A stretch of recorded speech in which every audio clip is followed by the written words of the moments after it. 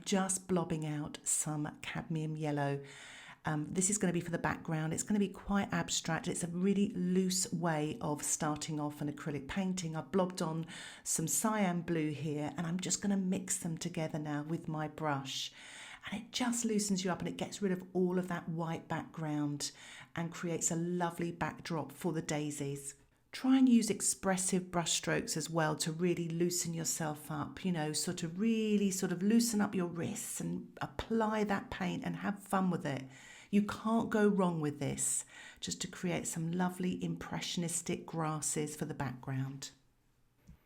I'm using now some paper card and I'm going to print with it onto the surface of the wet paint to create some textures and the look of thin grasses.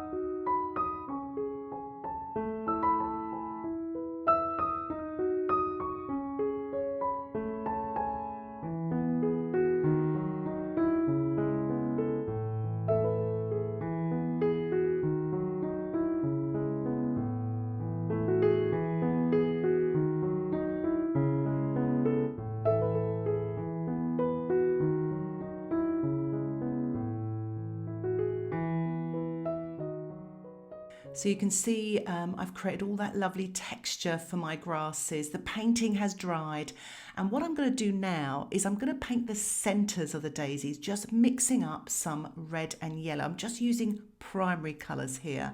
So just a simple palette. I'm using a small flat brush and I'm just painting on these little circles here and there. I have the photograph there to inspire me, but I'm not trying to copy it. I'm just sort of giving an impression of these daisies, which were in my garden, and I was just so taken by them. They are such a pretty flower. They always make me happy. And what I've done now is I've let the centres dry and I'm just using my flat brush, the tip of the flat brush, and I'm just using white titanium paint, painting wet on dry, the petals, sort of varying them as well. And I'm going to use a round brush as well to paint the petals. So have fun with this. Try and go in a clockwise pattern so that they look more natural.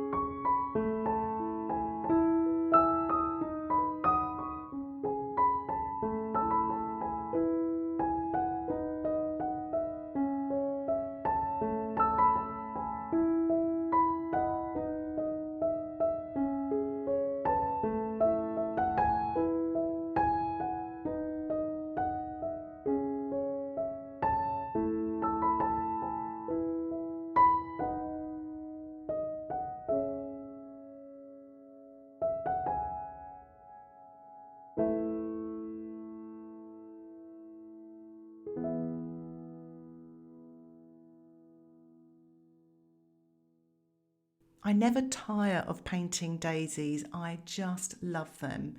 So I'm just using my round brush here, just finishing off. I've changed the perspective of the ones at the top to make them look like I'm looking at them straight on, rather than the photograph I took, I was looking at them straight down. So they all were facing me up like fried eggs.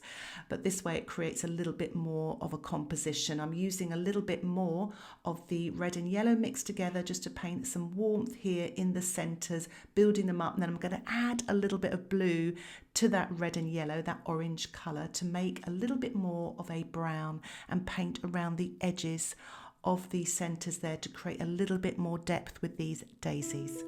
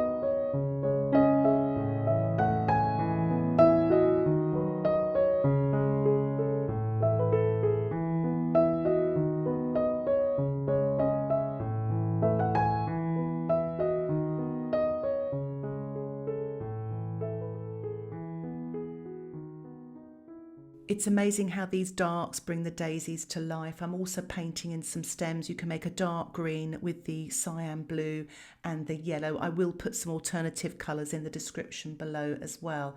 I'll also paint some lighter stems just to bring them out from the background.